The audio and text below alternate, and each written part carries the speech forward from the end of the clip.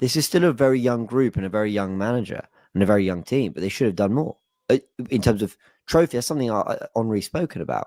You know, how have we not got to a final in the last 5 years, or since we won the FA Cup, but United have got to 5? You know, these are these are very reasonable questions. It's something Henri said, and people took it as him being really critical of Arteta. I didn't hear his comments him being really critical. I think he set a very reasonable standard for the club. He didn't say, "How have you not won trophies?" He said, "How are you at least not competing?" He didn't say how are you at least not competing, because we have been competing. Yeah, but picking up trophies on the way when you're second best. I've said this so many times. Second best 3 times in a row. Sorry to jump in. You have to pick up trophies on the way. If you're, of course you do, but that's not what Henri. I haven't watched all of it. I'll be so honest, right? So he might have gone on and said that, but the main point I think he was making was the demands and expectation are you always compete. We have no divine right to win anything, but I think he's right to really flag why have we not been in any finals for 5 years? Yeah, you know why we didn't push Liverpool this year. He said that. That's something the fans have been saying too, and I thought he spoke really well without being disrespectful, because I don't think a lot of people thought he was kind of being maybe taking the piss out of Mikel when he said that's a tall building. You know, it's a lot of building we've been doing. It's a tall building, but he's right. You know, there's nothing wrong with what he said. I think what he was saying was, yeah, there has been a lot of really good work done, but at some point there needs to be something more tangible to show for it. Facts. And that's nothing that the fans haven't said. Sometimes, I'll be honest, sometimes you want your legends to come out and really defend the club, but that's not I don't think that's where we are. I think when we were a young team that fell away in the title race, we needed our legends to defend us. And go, hold on, no one's expecting to challenge. Add some players, and a year on you go again. Maybe when you take City to the final day again, but this is a situation where the standards need to be upheld, and it's people like Thierry Henry that do that. And I thought he spoke really well in a lot of that interview.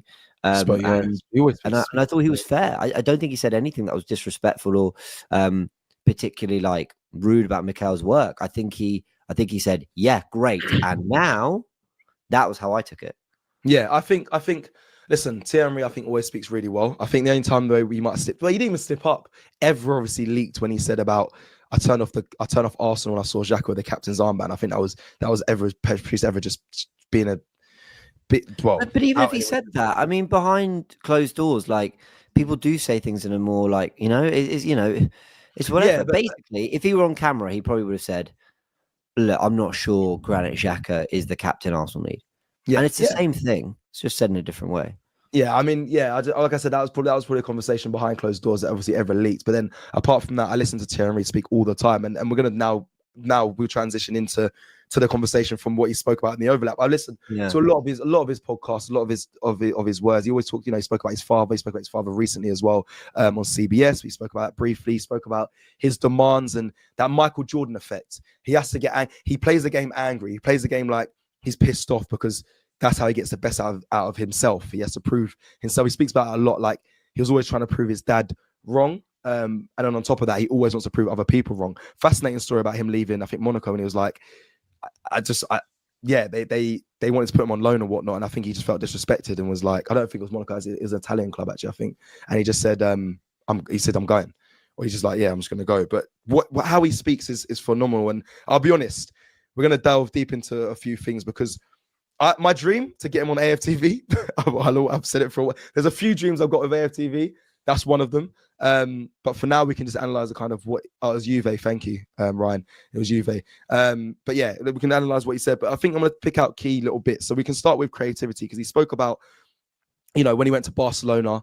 It's funny how he said, like, I was playing out on the left, Eto'o on the right, which to me is, I remember that, but I didn't realize Eto'o was on the. I didn't realize he played on the right, and obviously Messi in the 9, but. Maybe because obviously they rotate and they do what they play kind of fluid. But he was like, and then he obviously asked, "Did you like that?" And he goes, "Of course not." And they spoke about, there's things he wants to do, and Roy Keane kind of pushed him and said, "Did you do like Thierry Henry things? Did you express yourself? Do you want it?" He's like, "I couldn't." And he goes, "And what happens if you didn't?" He goes, "Well, I'll be benched the following week." So, and Pep has had a big influence on the game because I look at football now, I watch football and think there's a lot of that. There's a lot of listen, it feels system-based, but to delve deep into it, it's like, okay, I've spoken about this before. I think managers nowadays, especially the top managers, will say, if we do this, this is the outcome. If you don't do this, this is what will happen. That may have happened a few times, then the players buy into it. So when you go against that, of what way you want to do in whatever third you are of the pitch, managers don't like it, and they feel like, okay, well, if you're not going to listen, I'll bring someone in that can listen.